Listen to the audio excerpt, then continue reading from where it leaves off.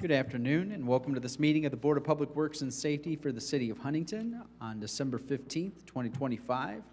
We'll call the meeting to order at this time, beginning with a roll call. Christy? Mayor Strick? Present. Daniel Albertson? Present. Megan Bonbreg? Present. Anthony Lesnickia? Present. Luke Runyon? Present.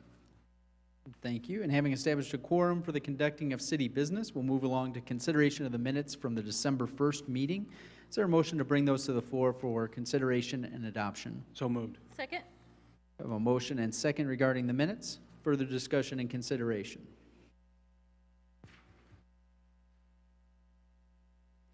Seeing or hearing any at this time, we'll call the question in favor of adoption of the minutes as submitted. All those in favor indicate by saying aye. Aye. All opposed, same sign. Motion carries and the minutes are adopted. Moving along then under new business, first item, as we do have Sharon Metzger here with us to provide a 2025 report for Main Street.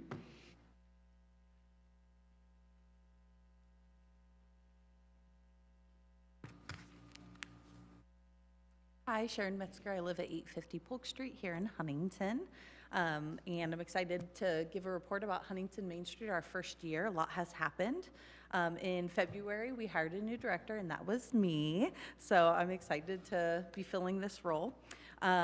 This year, we were able to bring in $15,000 into our downtown to install a new sign on our south side. That should be happening this spring. So we received $10,000 through the Community Foundation with a $2,500 matching. So we're selling ornaments downtown to make up that amount. If you haven't gotten your ornament, they're really beautiful. Highly recommend. And then I have a little bit of a synopsis about kind of the changes in businesses in our downtown. It has really changed even in this first year. Hopefully I didn't miss anybody, but we've had 3 businesses close, but we've had 6 businesses open or relocate into our downtown, which is really exciting. It says 5 on that year paper, but it is actually 6. I did not include Cleanse Auto Spa. And then we have had 4 businesses or organizations either brand, move, or change ownership in our downtown. So it's very much a living, breathing space. So if someone says our downtown is dying, they haven't been down there recently.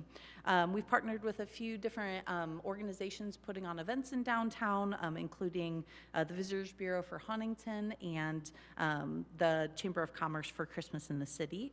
So it's been really great to kind of be that communication between our businesses and those entities. We've established an email list with our downtown businesses to make sure that they are as informed as possible about if there's events coming up, if there's any construction, anything like that. That way they are they can stay up to date and can be the first to know rather than the last. We've established a monthly meeting called the Downtown Huddle, where we can get resources into the hands of our business owners and they have the chance to network. We've been using social media to share the stories of the people involved in downtown. We have a series called Humans of Downtown Huntington, and that's been really fun to highlight those individuals.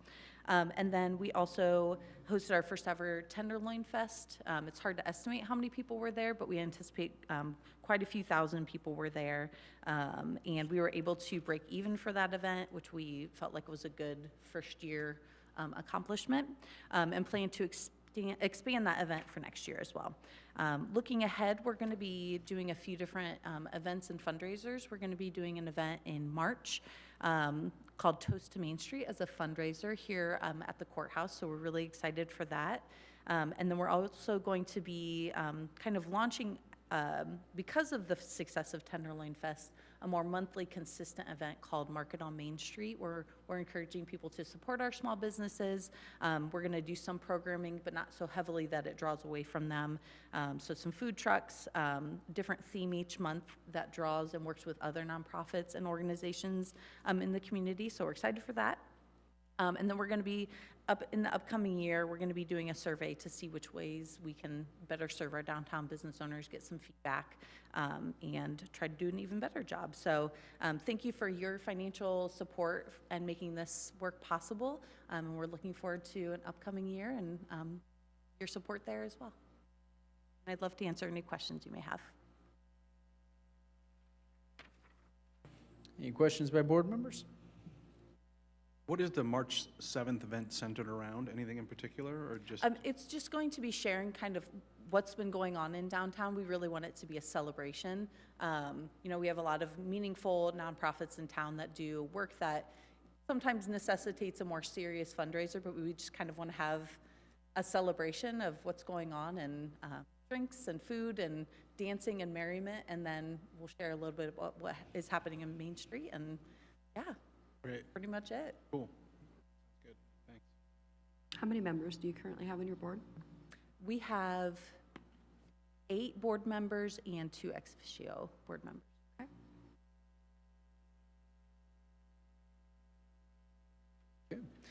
If there's not any further questions by board members, I would like a motion from the board just authorizing the city's continued support through seeded funds. I believe the annual amount, 40,000. we can get a motion to affirm that and help them continue on in their work. A motion to affirm. Second. Motion and second. Further discussion and consideration? Not seeing or hearing any at this time, we'll call the question in favor of receiving the Main Street 2025 report and reaffirming the city's support for the organization. All those in favor indicate by saying aye. Aye. All opposed, same sign. Motion carries. Thank you, Thank Sharon. you. Next on the agenda, we have America Cirillo here to share about the LaFontaine Arts Council and the Arts Center downtown and how it's doing it over the course of this past year. How's it going? Yeah, so as of April 2025 of this year, I became the new executive director at the Huntington Arts Center, and we have a lot of new things that we've been implementing. The most successful thing we've done this year is we started a subscription model. So rather than charging per class, each and every time someone wanted to take one, we made it possible for them to pay $25 a month and receive unlimited art classes.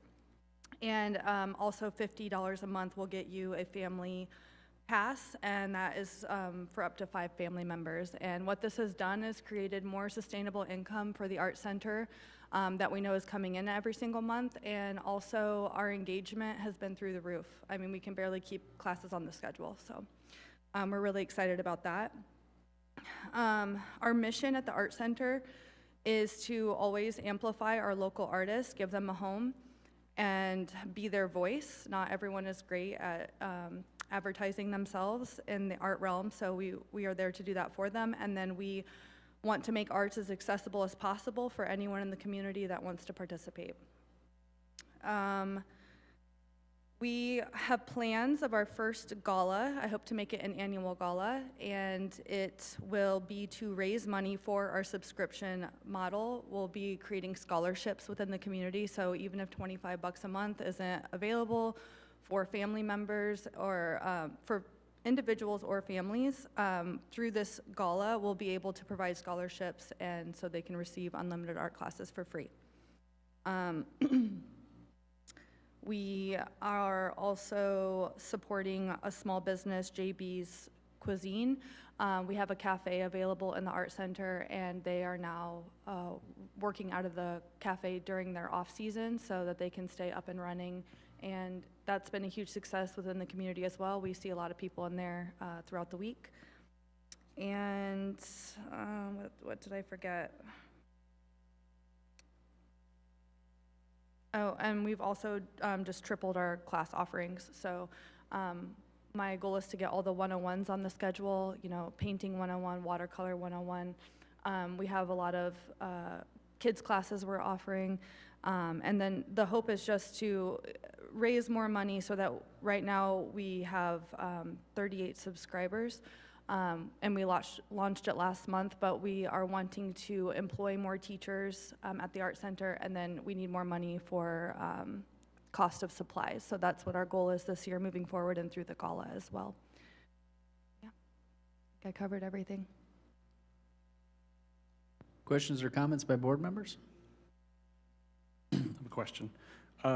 What are your most successful art programs, and where are you working towards growing in any direction that you're not offering anything now? Yeah, we can't keep stained glass on the schedule. I don't know why. That's really popular. And then always our pottery classes are huge. We have our program manager who does a lot of our ceramics classes, but we also recently had Lane Denton. He is a college student. He's working at the art center as well and offering double the amount of ceramics classes. I just added an clothes upcycling class. We're trying to get some more unique things added as well.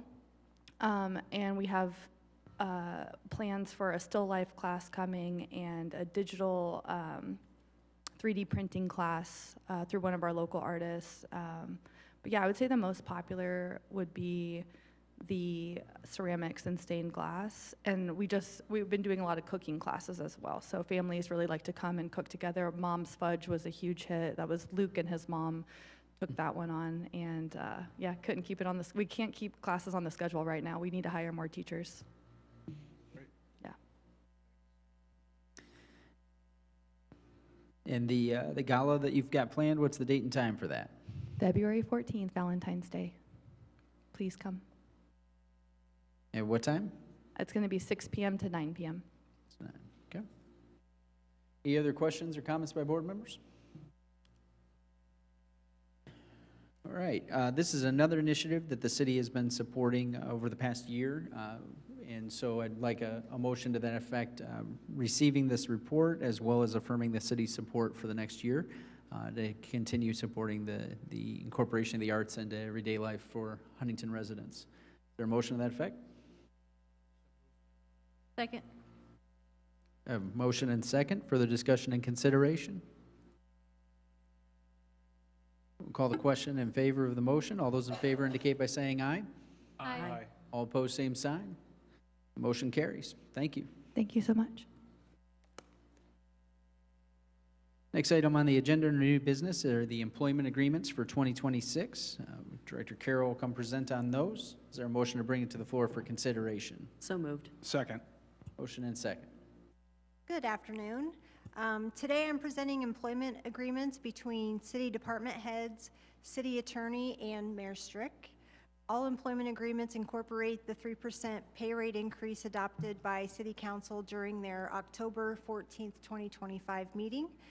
The pay increase will become effective the first pay period in January of 2026. Those employment agreements will be for Annette Carroll, Director of Operations, Adam Cuttress, Director of Public Works and Engineering Services, Mike Hartberg, City Attorney, Bryn Keplinger, Director of Community Development and Redevelopment, Kevin Krauskopf, Communications Coordinator, and Elizabeth Sandlin, Mayor's Administrative Assistant. And I would like to make a recommendation that the board approve the employment agreements as presented, and happy to answer any questions that you might have. Further thoughts or discussion by board members? Okay, now seeing or hearing any, is there a motion to affirm the recommendation and authorize the employment agreements for the said employees for 2026? So moved. Second. A motion and second. Further discussion? All those in favor indicate by saying aye. Aye. All opposed, same sign. Motion carries. Thank you. Thank you. Next item on the agenda is a drone contract brought forth by the police department. So Chief Boxell is going to come forward to present on that. Is there a motion to bring it to the floor for consideration and discussion? So moved. Second. Motion and second. Chief? Good afternoon.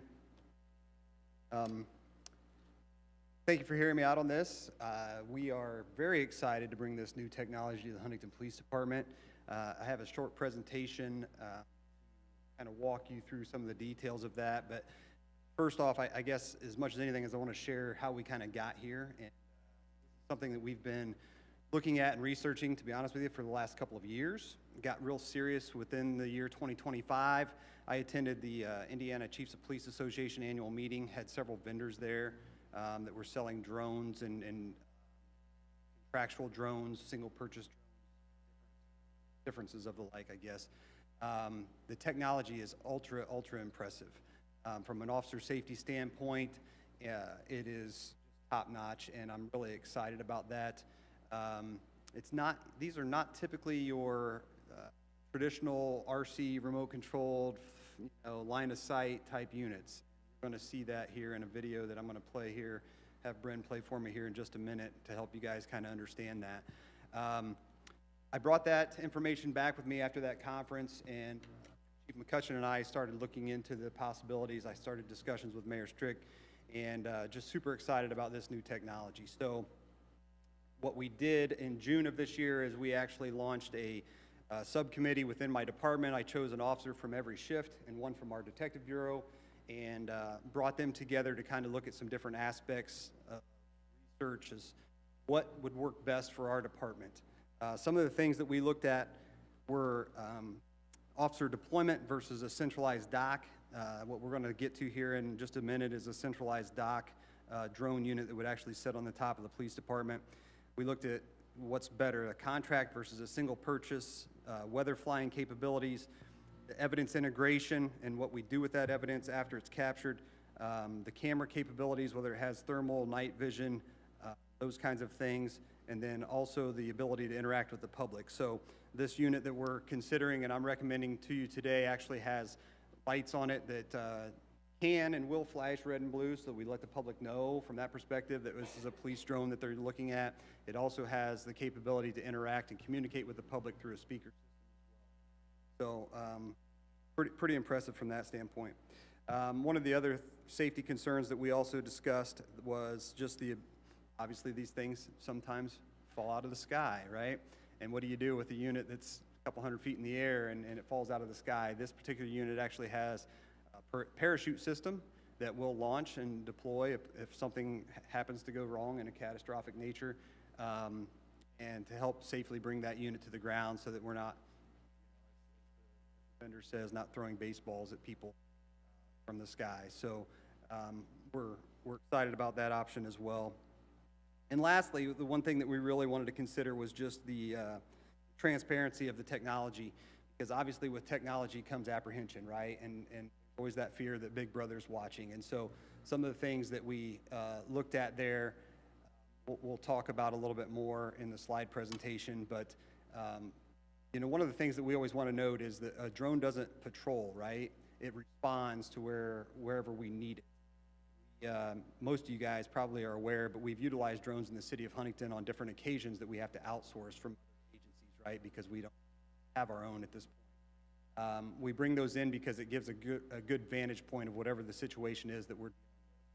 The blessing of this particular unit that I'm proposing today is that it will actually have a centralized dock that will sit on top of the police department and will be able to deploy the drone from there. What's intriguing to that is that studies show that that kind of a drone actually is utilized 4 times more than the single deployment officer deployable drone that an officer carries around and has in their vehicle. So the goal would be that we would have, through this contract, we would have a certified pilot on every shift and one in our detective bureau, so the drone would truly be accessible 24/7, 365 days a year. Ultimately, through that research committee, we landed on the drone through Axon. Axon, as you might recall, is they're a company that I've come to you before and spoke to you guys about. They are our body-worn camera provider, our in-car camera provider.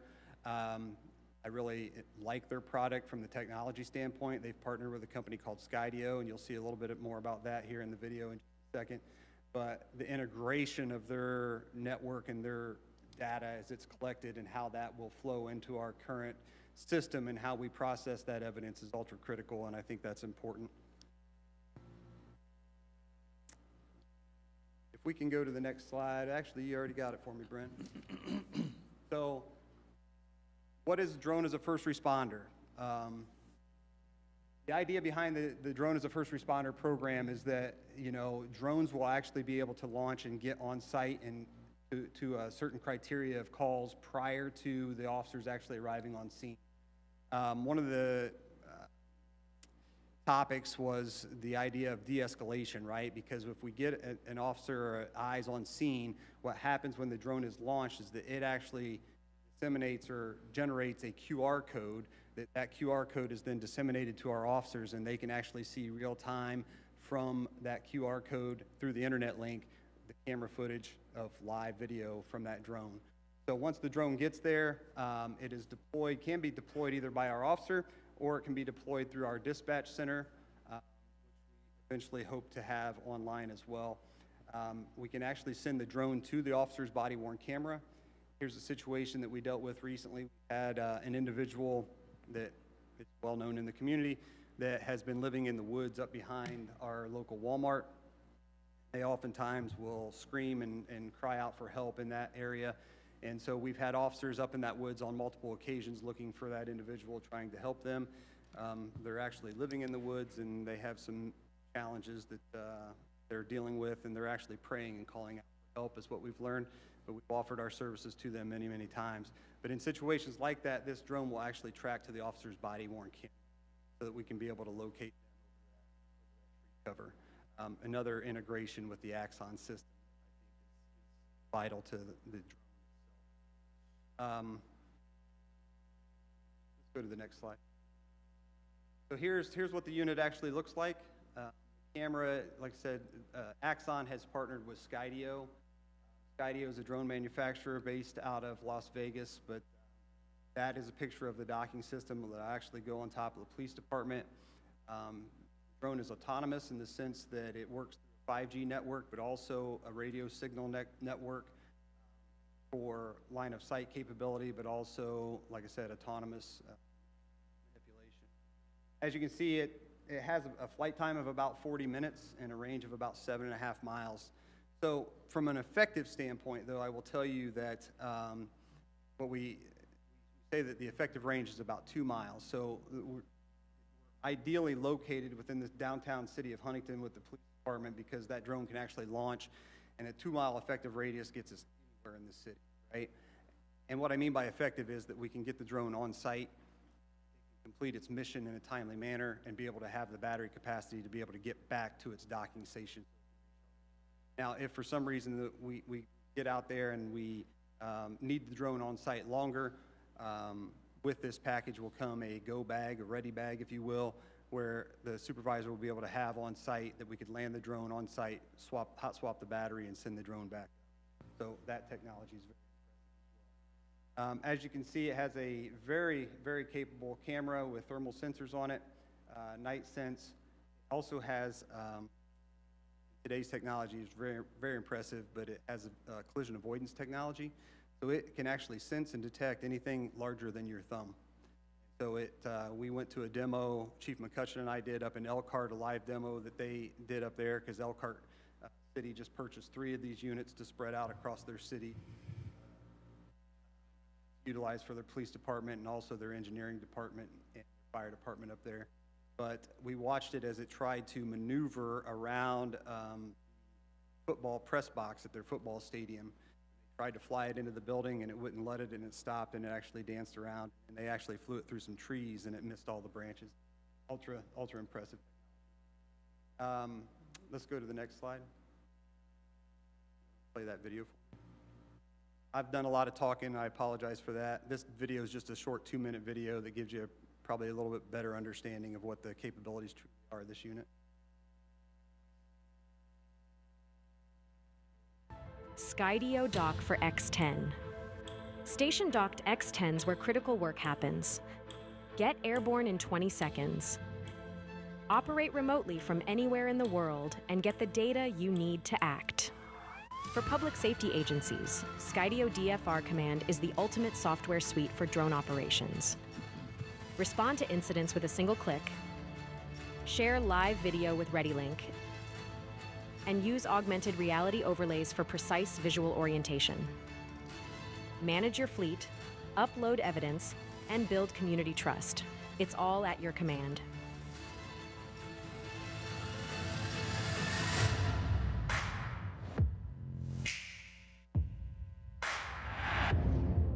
To be able to pre-position drones on top of, let's say, police stations, and those drones being able to remotely deploy and operate beyond visual line of sight for drone operations is the game changer. We want drones in docks all over the city of Oklahoma that can respond to a call, can respond to an officer, and give them eyes in the sky before they even arrive on scene. Seeing what the dock for X10 can do up here, I think we're one step closer to making that a reality. You can say, hey, I'm done. You can hit return home with a little icon there. That's awesome. With Skydio, we've had an incredible opportunity for us to see the new docks in action and be able to work hand in hand with the engineers to understand why we do things certain ways so they can better understand our problems and how to solve them. The Skydio X10 dock is definitely the future for drones from our perspective. Skydio was able to deliver on that technology. We have 2 of them up here being launched remotely, and it's working. You know, there's over 40-mile-per-hour winds, it's over 100 degrees, and it's been able to work in situations where we never dreamed we'd be able to use a drone.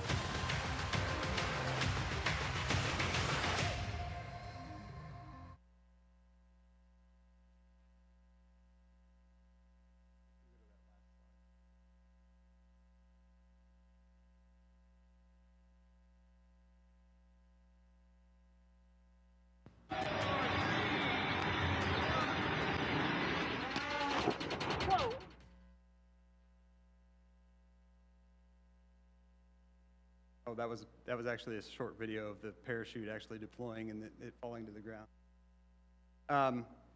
Again, the video gives you a better understanding of what this technology is and the capabilities. I go back to that public transparency piece. Obviously, that's always a concern for us whenever we add new technology. One of the reasons that we settled it on Axon, and I shouldn't say settled, but we were driven towards Axon as a vendor is because of that public transparency piece. Mike knows this, and Christy knows this as well. We deal on a weekly basis with public records requests at the City Police Department. One of the things that Axon provides through this technology is, and you saw a brief clip of it there in that video, is that when the drone is deployed, it actually generates a mission within the public transparency portal. So it actually shows the route of travel for the drone. It also shows that when the drone is lifted off, that, again, I go back to the statement I made earlier that the drone doesn't patrol, right? It goes to its mission and accomplishes that. So as it flies, the camera is actually set at a predestined horizon so that it's not looking down at folks' property as it travels. It gets to its location, and then the pilot in command takes control and can maneuver the camera to accomplish what we want. That data, with this package, that data is all unlimited. So the storage will actually start from the point that that drone is launched to the point that it returns to the docking station. So all of that information is captured from, again, from that public transparency standpoint. We'll have it on funding. That's what I was going to talk about. So today, my recommendation is that you guys would give Mayor Strick the authority to sign this contract and we move forward. What we've done from a funding standpoint on this contract that you have before you, as you guys well know, we just had an officer swearing in ceremony right before this particular meeting. We've been short 2 officers throughout the year 2025. We're trying to fix that and make up for that. But through that process, we've been able to encumber some funds. Christy was able to help me with it, that was budgeted for our 2025 salary line item that we're encumbering into 2026 to be able to pay the contract. So that's where we're coming from a funding perspective. The other thing that I do like and appreciate, and I want to make note of on the Axon side of things, this is kind of universal amongst this company and the products that we utilize from them. Again, our body cameras, our in-car cameras. On that contractual basis, as we all know, technology changes rapidly, whether that's our body cam, whether that's our in-car cam, or the drone itself. And so with that contract, we get a 2.5-year refresh, which means that cameras, drone, all will get refreshed at the 2.5-year mark, and the drone that we currently have will be able to keep and utilize as a secondary drone, whether it's an officer deployable drone or whatnot, as we move forward. So that's included in the contract as well. I've given you guys a lot of information. I apologize to stand up here and talk so long, but it is really, really interesting technology that we're really excited about, if you can't tell. And so if you have any questions, I'll do my best to try to not geek out on you and spend too much time, but I'd be happy to answer something. Anthony's got something for me, don't you, Anthony? Come on. I sure do. I bet. You mentioned a certain criteria of calls that this would be used for. Yeah, so okay, two things to answer that question. Again, you may or may not be aware, but our dispatch director, Tim Allen, is moving on to a different position. So we as a board that oversee our dispatch center, we're in the process of hiring a new dispatch director. So that's something that we as a department certainly want to integrate into dispatch, but that's something that we need to get on board with whoever the new dispatch director is, because they'll need to train pilots. What they can actually do with this technology is within our CAD system, we can set a level of priority of what that call type might be. And when that call type is entered into the CAD, it'll automatically launch the drone and send it to that location through dispatch. Once the drone is on site, we'll be able to take over from an officer standpoint, or the dispatcher can also fly it and feed that information to our officers on site. So it's different in that sense from a drone as a first responder perspective. Currently, based on what we're looking at more of the centralized dock aspect of it that's going to allow that drone to be accessible 24/7, 365 throughout our department, because it's here and ready to fly at all times on top of our building, right? But DFR side will certainly come, hopefully, in the future once we get the dispatch center in check and up. So it'll go out on every call then? Not every call, no. Like a barking dog, we're not going to send it out on something like that. But, you know, if it's a high-risk traffic stop, it can go out on that. The technology of drones, and Mayor and I have spoken about this, we're fortunate here in Huntington, we're still a relatively small town, right? We have pursuits. We do have pursuits. Sometimes we have to chase people, and sometimes those people get away from us. Some of this technology that's rapidly evolving with the drone technology is, this is the X10, they call it, you see here. I don't foresee me coming back to you asking for another one. Don't let me preface that beforehand. But one of the new, latest, greatest things that they have is a drone that's actually a fixed-wing drone. Flight time on that thing is hours, and it can reach speeds up to 110 miles an hour. So these bigger cities that are having major issues with pursuits, where people are just running from the police and the police are having to terminate the pursuit for the safety of the general public, they're now looking into this drone technology that can lock on and track that particular vehicle and follow it wherever it goes, and wherever it stops, then we send the officers there. We're far from that. I go back to the technology is ultra impressive and rapidly evolving. So the mayor signs this agreement, and what is the implementation timeline? 90 to 120 days. So right now, again, you know, I share this with the mayor. This technology, again, is so rapidly growing that I hate to use the scare tactic, because that's not what we're here for. We want the technology because I think it will enhance officer safety and benefit our public. That's the truth of the matter, right? But this contract that you see before you, as of January 1, goes up about $140,000 because the demand is there across our country right now. So that's why we're approaching you with it at this time of the year. But tell me your question one more time. There's another point I was going to make. I think you answered it. Sorry. Okay, well, I have, Implementation timeline. Oh, yeah. 90 to 120 days. And that is just to get the equipment to us, get things installed, and then get our guys trained and up and running. okay, well, that was my question, is training. So this is just equipment, correct? Training as well. Okay, now is that going to be officer training or dispatch training, or are we going to have to bring in So someone for us, it will specifically? be 4 officers. Okay. That way we can do 1 on every shift, and then 1 in our detective bureau. So it wouldn't be bringing in someone Yep. specifically to pay, and it's just So, who we and with have. this too, just to be transparent again, and I think it goes back to that public trust piece, for us, you know, there is a waiver in here that we wouldn't have to be Part 107 certified through the FAA, but the truth of the matter is, we want that. And so this contract includes that training and certification so that we can be in compliance with the FAA regulations, but there is a waiver in there that Axon would apply on our behalf that we technically don't have to have that. That would ultimately allow us to certify more pilots, but right now we're going to start with those 4, and they're all going to be FAA certified. Okay. Are there any annual fees that we can think of, like updating equipment or things in the future? All covered in there. Good deal. Perfect. So would this be owned by the city, or is it would it be like renting it? Yeah, you're right. It's similar to, like, interesting thing about that, like I mentioned, everything that Axon does, they refresh at the 2.5-year mark, halfway through the contract. So we actually will keep the drone. They'll get us a brand new one, whatever that newest technology is. They'll bring it back to us. You know, and I say that, and I go back to, we had a live demo here in October. Mayor came, a lot of our department heads came to actually see the product, because truthfully, this Canon is utilized by other departments like the fire department, engineering department. It can be utilized even though they have their own drone, but they're just so maneuverable, right? So in talking with some of the chiefs, because I invited all of our regional chiefs from around the area, and they came to the demo, and speaking to them, so many of them already have drones. The problem with a drone, like any technology, like as soon as you buy it, it's outdated. Yeah. Right?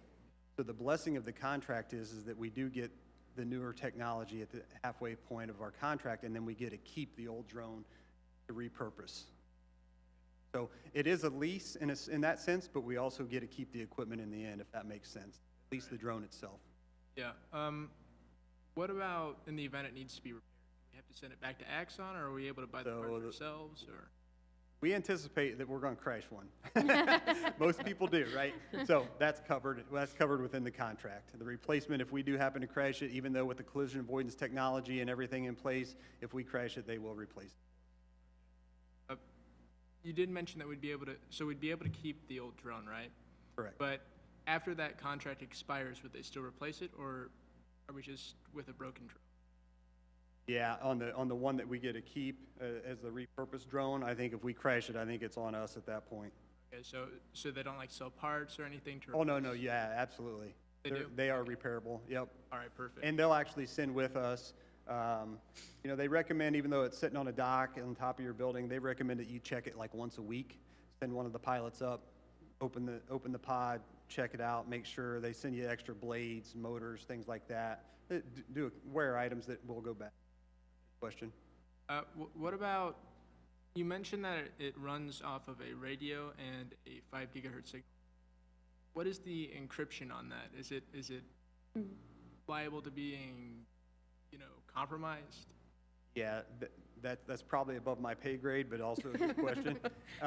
No, I think from the Axon standpoint and what I can attest to from a company standpoint and our interaction with them to this point on our body cams and our in-car cameras, they are an incredibly secure company from that aspect.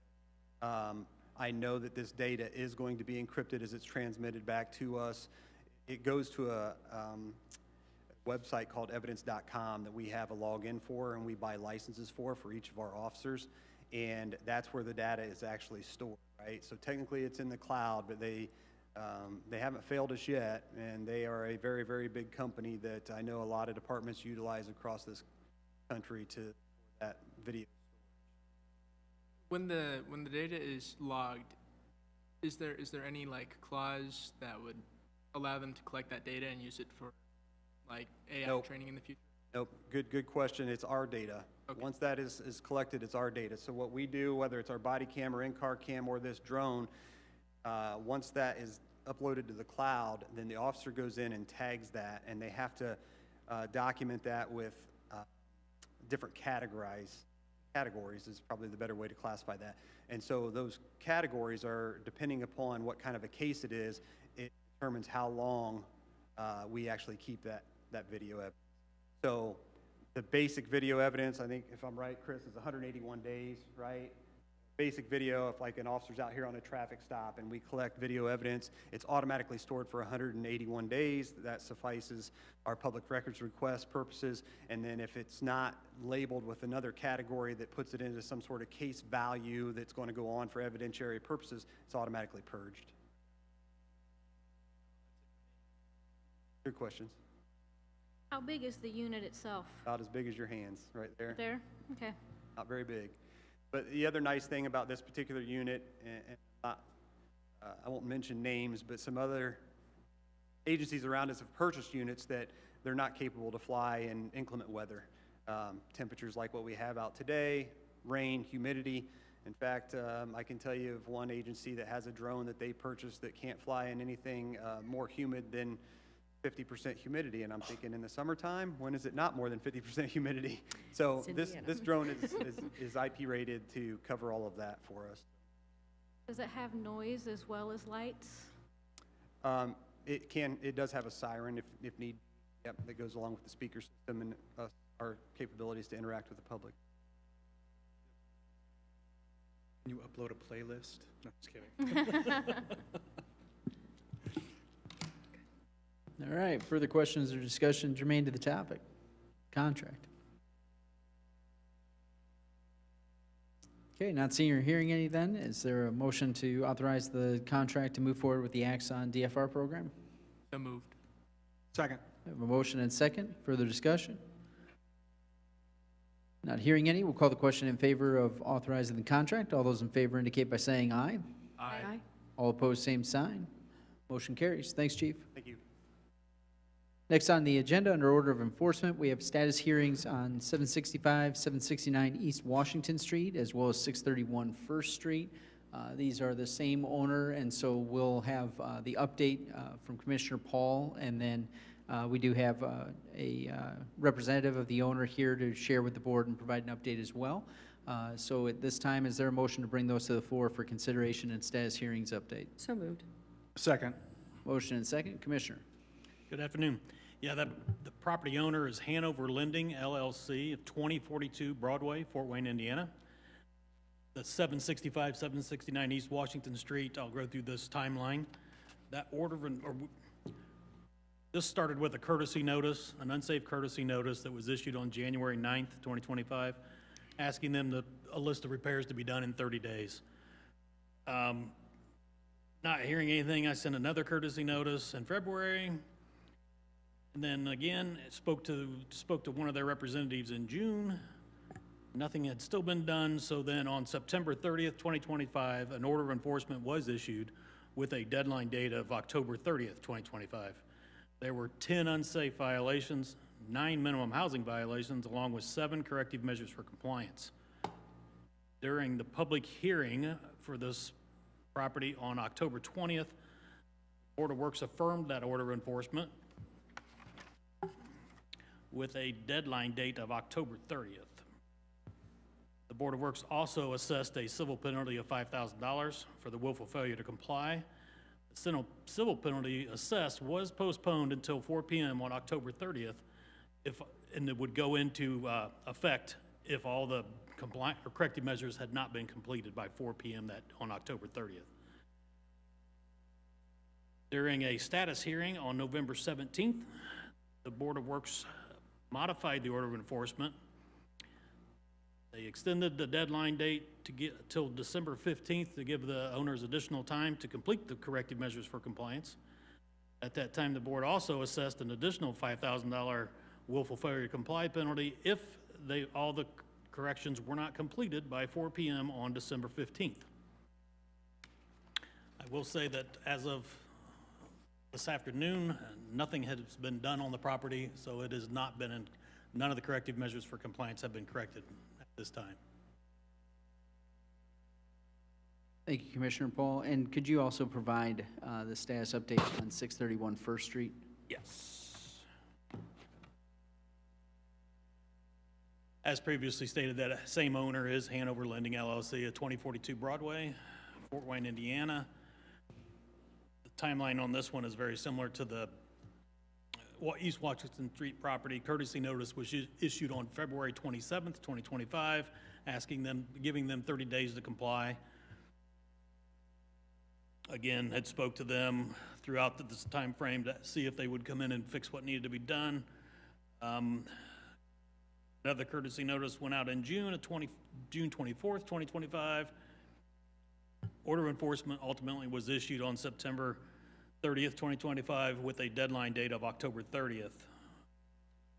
During the public hearing on October 30th, the Board of Works affirmed the order of enforcement with a deadline date of October 30th, I'm sorry, along with assessing that civil penalty of $2,500 if all corrective measures were not completed by 4 p.m. on October 30th.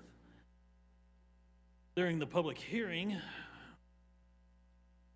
during the status hearing on October 17th, the board modified the order of enforcement, granting an extension until December 15th, along with an additional civil penalty of $5,000 if the corrective measures were not completed by 4 p.m. on December 15th. As of today, none of the corrective measures for compliance have been completed.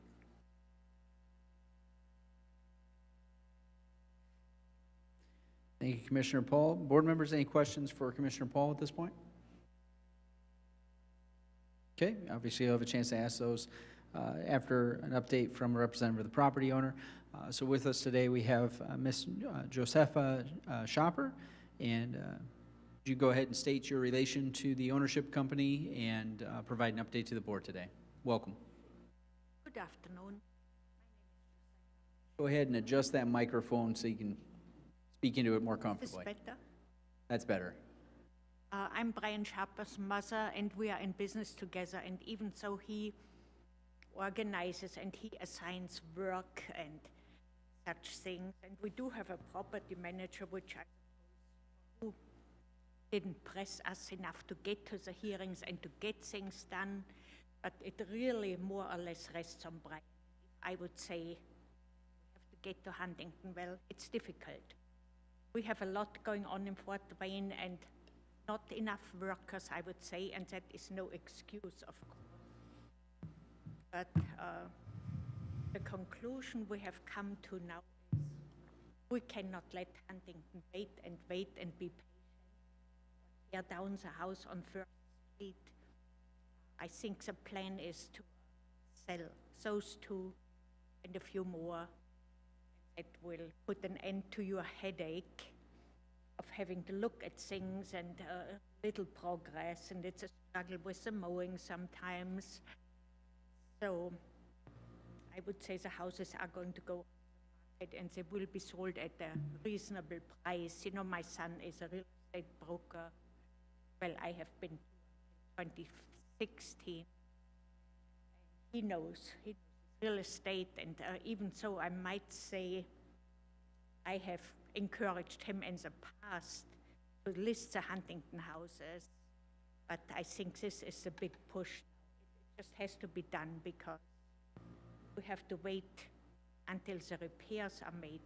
It's just not very practical. And I will say that last week on Thursday and Friday, we were going to send 2 workers up there, up here, to get some outside stuff done, but then it got so cold and that was canceled. So it is what it is, what we see here, and I do apologize. First of all, not being very responsive, the time it has taken, and I know it's all very tiresome for the neighbors and people, you know, who have to look at it. So I think the best solution will be to get them sold, probably to investors, well, maybe homeowners, and they would not want to have property sitting out there doing nothing, you know, running up a tax bill. Yes, you have to mow, and things don't get better, you know. Thank you, Ms. Shopper. Board members, do you have questions? For Commissioner Paul, if these would go to market to sell, obviously they would have to be updated and up to standard, correct, before they would be able to go, or would they be able to be as is?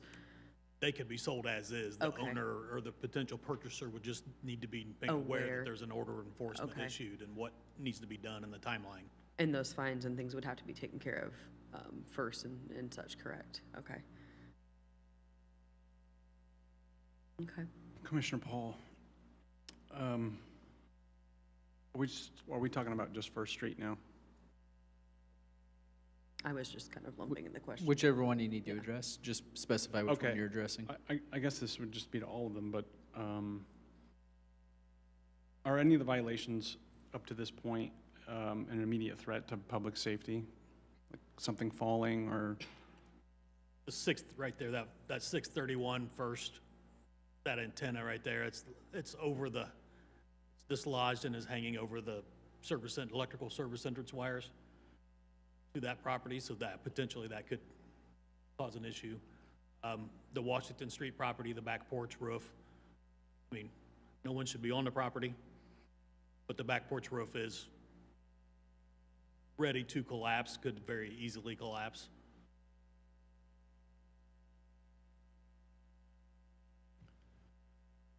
Is that it, in your opinion?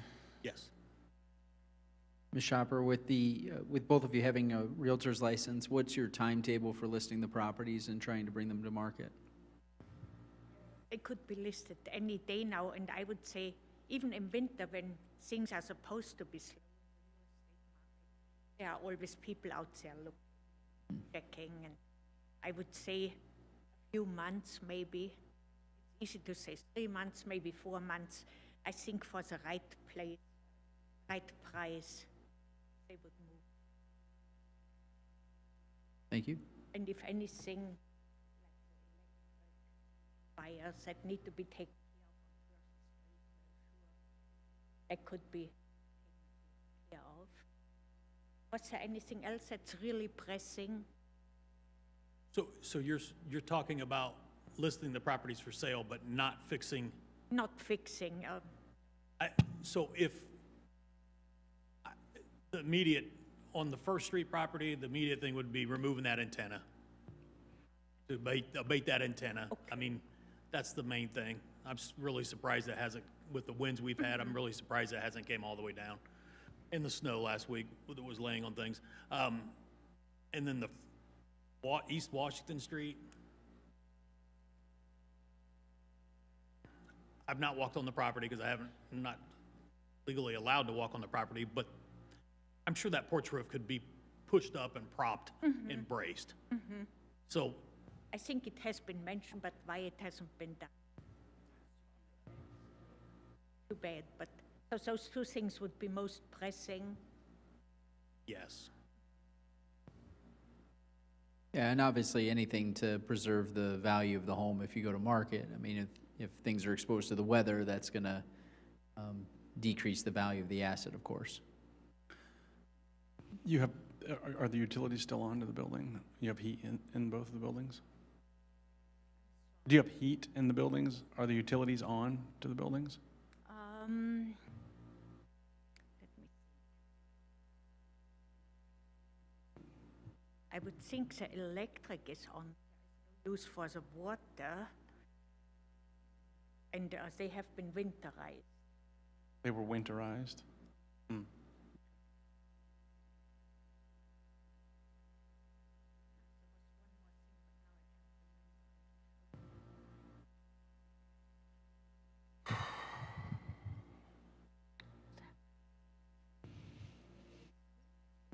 So board members, we do have a couple courses of action then on both of these properties. We'll look at each of them separately for the purposes of motions and authorization. Of course, there is to move forward with demolition, but the properties themselves seem structurally sound, and so if they can be brought back to the marketplace and provide quality housing for folks in the community with an investment, that was something that would obviously be more preferable than a grass lot. There's also an option of, like we've done with other properties, of moving forward with getting repairs done to stabilize the properties, and then taking those invoices and costs and tying them back to the property so that the city's made whole at the end of the process here. And then also there is the ability to modify the order, grant an extension, and of course with that there can be additional fines or implementation of the fines that have been pending to date so far. Where's the board considering today? What are the thoughts? And let's focus on the East Washington Street property first. So as Commissioner Paul noted, that's the one that has the sagging porch roof. Doesn't appear to any structural issues to damage neighbors' property or the neighborhood generally, but the property itself has some pressing issues. Is it possible to modify the order and grant an extension for the other violations and a shorter extension for the porch?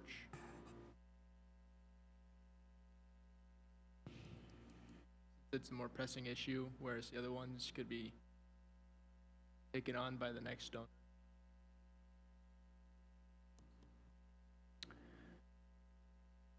Commissioner Paul or Mr. Hartberg, I'd entertain your input on this. My thought when I hear that question is that the easiest thing would be to do a 30-day extension on all items, and then at the next meeting when there's an update, the porch can be noted if there's been work done on it.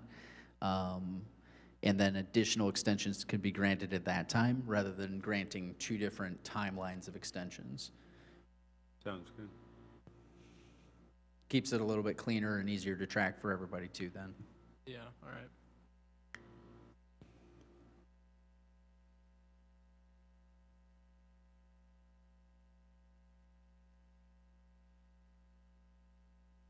And can we add willful failure to that?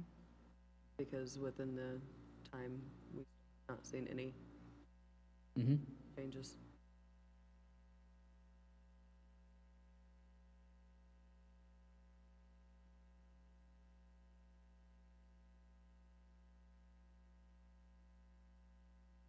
Entertain a motion from a board member on 765, 769 East Washington Street. Motion to grant a 30-day extension.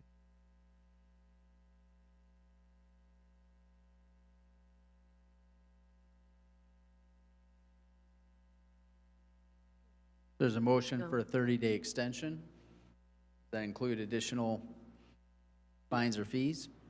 I don't think so. If they're willing to make the immediate repairs needed, it doesn't make sense to fine them. Can you speak into the microphone?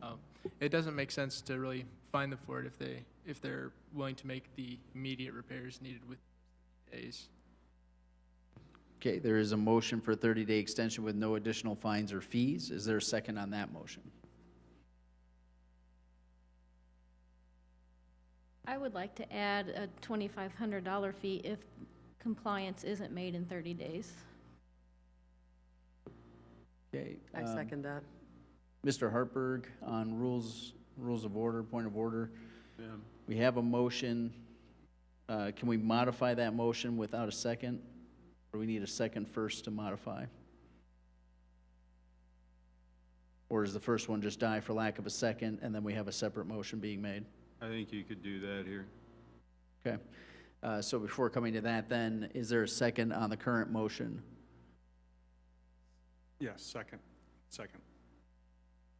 So we have a motion and second for 30-day extension with no additional fines or fees? Correct, Anthony? Yeah. Wait, so we're doing two motions now? No, this is just for 765, 769 East Washington Street. There's a motion to grant 30-day extension with no additional fines or fees, and you've offered a second to that motion as is. What about the $2,500? You lost me. That was the second motion. Okay. That is not actually a motion at this point because we need to address the motion on the table first Okay. before we can move to that. Got it. Yeah. So, do you wish to proceed with your second on that motion or rescind your second? I'm going to rescind my second. Okay.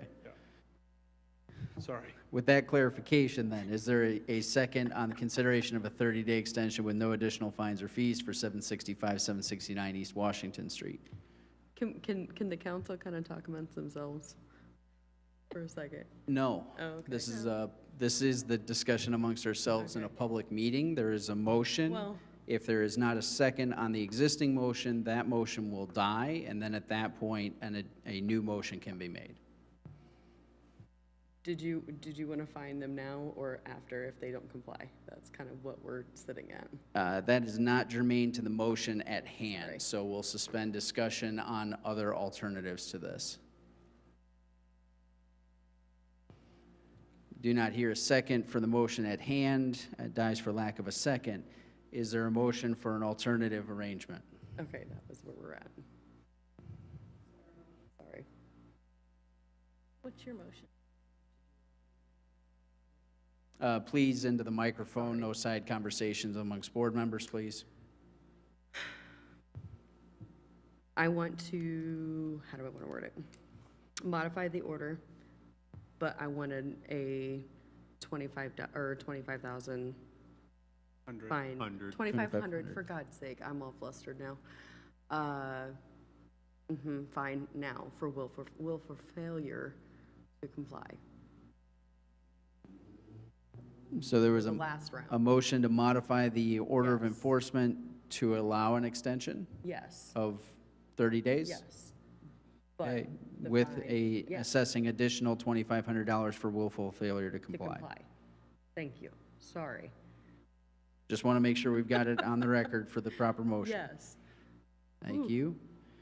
Is there a second on that motion?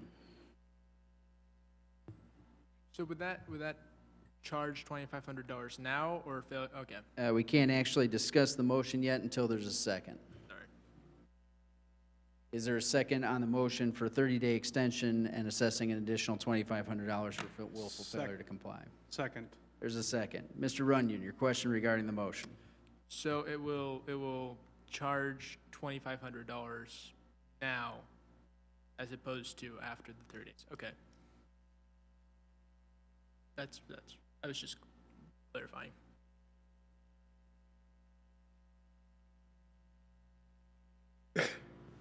Further discussion or consideration by board members? Okay, not hearing at this time, we will call the question in favor of the motion to modify the order and grant a 30-day extension and assess a $2,500 fine for willful failure to comply. All those in favor of modification of the order as presented indicate by saying aye. Aye. All opposed, same sign. Aye. Motion carries. And moving along to 631 First Street. This is the property with the antenna that is over the electrical service. Similar paths forward. Again, what is the board's appetite? Is there a motion for addressing the matter?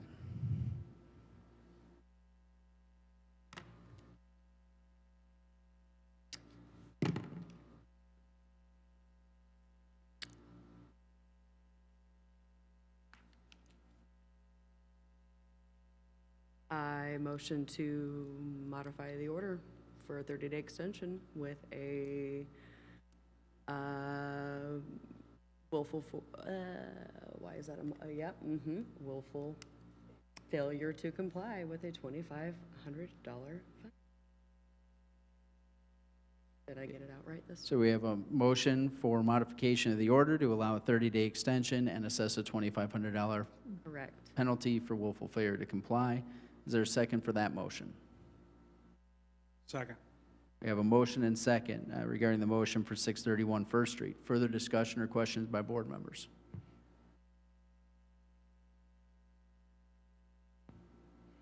How Okay. do we address the urgency of the,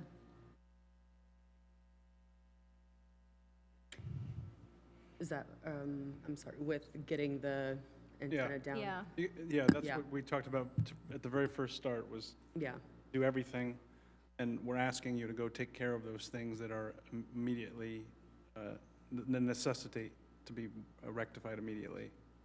And we're talking about exterior, because there's no paint. And it would be going by your, Well, the entire order of enforcement still remains enforceable with the extension. For your sake as the property owner, the recommendation would be to do the most pertinent items that would present a threat to the property. So in this case, the antenna above the electrical service, if that were to come off in the wind and disconnect that service, it could cause a fire to the property. The porch caving in could also take away supporting walls and structures on the other property. So that is your property to address in the order of urgency. It needs addressed, but the entire order of enforcement will remain in effect.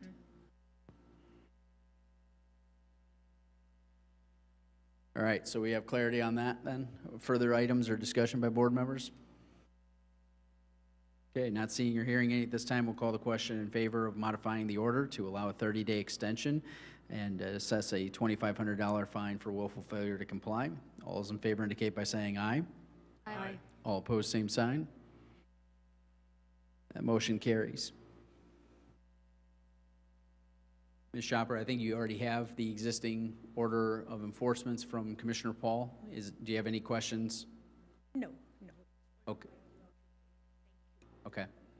I was just going to comment, we had another house here in Huntington on Ryan Street, which sold to an investor, and he really made it looking good inside and out. It was a brick house, brick one on Ryan Street, And he was looking at the other ones, but then he didn't go for any of the others.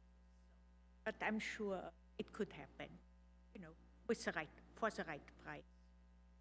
I think there's interested parties that may be willing to, and we wish you the best in that endeavor. Thank you. Have a great day. Not aware of any miscellaneous items for the good of the order. We'll move along to consideration of accounts payable. Is there a motion to authorize payment of the bills incurred by the city of Huntington? So moved. Second. We have a motion and second. Further discussion and consideration. Call the question in favor of authorizing payment of the bills incurred by the city of Huntington. All those in favor indicate by saying aye. Aye.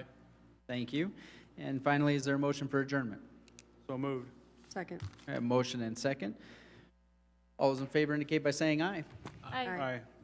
Thank you, everyone. Have a great week and a Merry Christmas.